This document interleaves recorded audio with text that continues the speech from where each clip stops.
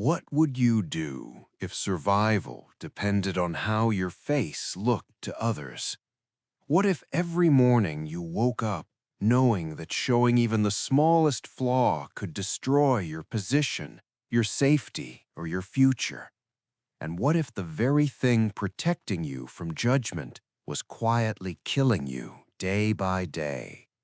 In 16th century England, pale white skin was not just fashionable, it was a shield against suspicion, weakness, and social death. This was the Elizabethan world, where the human body was constantly judged and where appearance could mean survival. At the center of that world stood Queen Elizabeth I, watched relentlessly, measured constantly, and trapped inside expectations that allowed no cracks. Snow-white skin represented nobility, purity, and control, a visual proof that a person did not labor outdoors, did not suffer visibly, and did not belong to the fragile lower classes. For women, especially those near power, the pressure was relentless. Elizabeth embodied that ideal completely, turning her own body into a carefully managed surface meant to project strength and perfection. To achieve this look, she covered her face and neck with a cosmetic known as ceruse, a mixture of white lead and vinegar applied thickly and repeatedly. This substance transformed damaged skin into an unnatural porcelain mask, pale, smooth, and lifeless, often carrying the sharp scent of sour wine. It hid scars, discoloration, and signs of illness, but it did so by slowly poisoning the person wearing it. Lead was absorbed directly through the skin, accumulating in the body over time, causing hair loss, skin deterioration, organ damage, and eventually death. This was not an occasional indulgence. The makeup was worn constantly, left on for days, sometimes weeks, seeping deeper with every hour. Elizabeth's daily routine involved layers of poison pressed directly into her flesh, not as vanity, but as armor. Disease made this armor necessary. In 1560, Elizabeth was struck by smallpox, a common but terrifying illness that left many survivors permanently scarred. She survived the fever and sickness, but the disease left marks across her face that could not be ignored. In a society where physical blemishes were seen as moral and political weaknesses, scars were dangerous. To be visibly damaged was to be vulnerable. Elizabeth responded by applying thicker layers of ceruse, hiding every trace of the disease beneath an increasingly heavy mask. By the later years of her life, reports suggest that her makeup was applied nearly an inch thick, creating a rigid shell over skin that was already damaged and inflamed beneath the surface. But lead was not the only poison involved. To achieve the vivid red lips seen in her portraits, Elizabeth used pigments made from cinnabar, a toxic mineral containing mercury. This mercury-based lip stain created a striking contrast against her white face, a look that became iconic, instantly recognizable, and deeply dangerous. Mercury absorbed through the lips and skin caused neurological damage, leading to memory loss, irritability, and severe depression, symptoms Elizabeth reportedly exhibited toward the end of her life. These poisons worked together over decades, lead corroding the skin and body, mercury attacking the nervous system, both accumulating silently, with no understanding of how severe the damage truly was. Makeup was not removed each night. Elizabethan nobles did not wash their faces the way modern people do. Once applied, cosmetics stayed in place. Elizabeth wore her lead and mercury makeup continuously, allowing it to sink into her skin uninterrupted. When the makeup was finally removed, the process itself was another form of assault.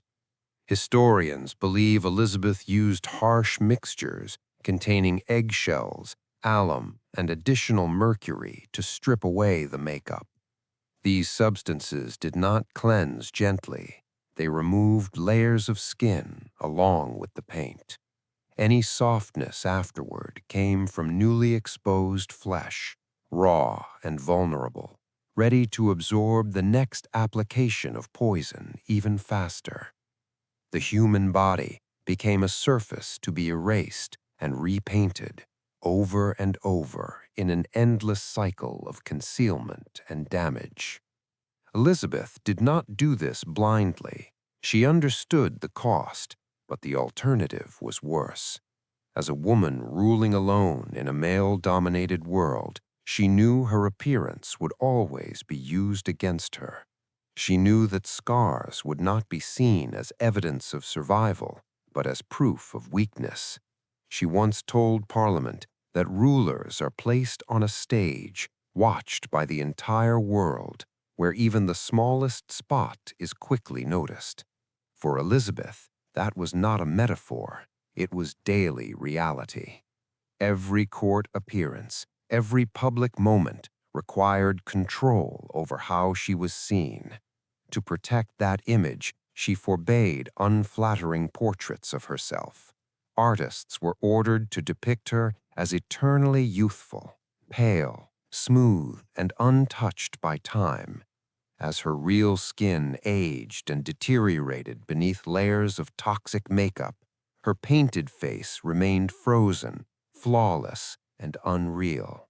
One portrait, painted in 1575, became the template for decades of images, reused again and again, so that the Queen's face never had to change, even as her body slowly failed beneath the illusion. Elizabeth's fight against time and decay did not stop at paint. One of her quieter strategies was the use of wigs, hiding thinning hair that had likely fallen out due to prolonged lead exposure. Dyeing gray hair in the Elizabethan era involved its own dangerous substances, so covering the problem entirely was safer than trying to fix it. For years, the existence of her wigs was treated as an unspoken truth, acknowledged but never officially confirmed, until the Earl of Essex reportedly saw the Queen without it and described her head as mostly bald, with only a thin ring of hair remaining around her ears. The illusion, once cracked, could never fully be repaired. In the final months of her life, Elizabeth's physical and mental condition deteriorated rapidly. Court accounts describe her sinking into deep melancholy, withdrawing and refusing medical examination. She believed that if she lay down, she would never rise again, so she remained standing for extreme lengths of time, supported by cushions arranged by her ladies-in-waiting. For hours she stood motionless, exhausting her already weakened body until collapse became inevitable. On March 24, 1603, Elizabeth I died. Official causes have included cancer or pneumonia, but decades of constant exposure to lead and mercury almost certainly weakened her immune system and damaged her organs beyond recovery.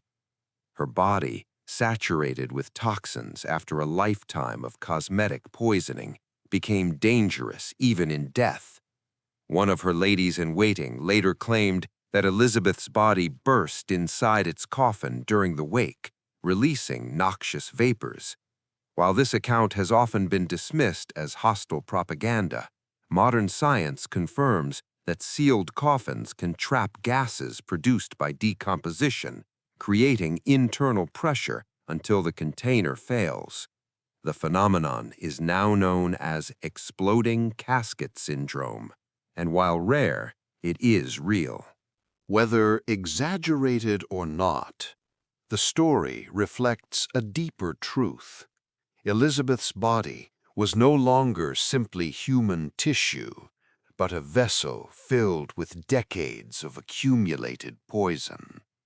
There is another disturbing possibility surrounding her death. For 45 years, Elizabeth wore her coronation ring without removing it.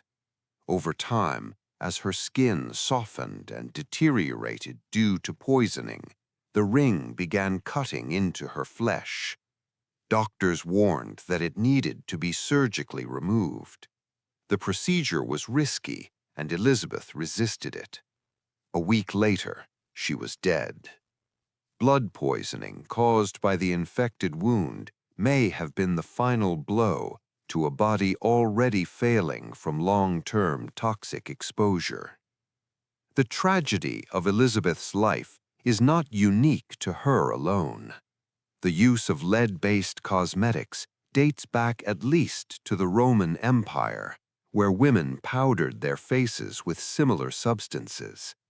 By the 16th century, the mixture was known as Venetian ceruse, or the spirits of Saturn, and it was widely used across Europe.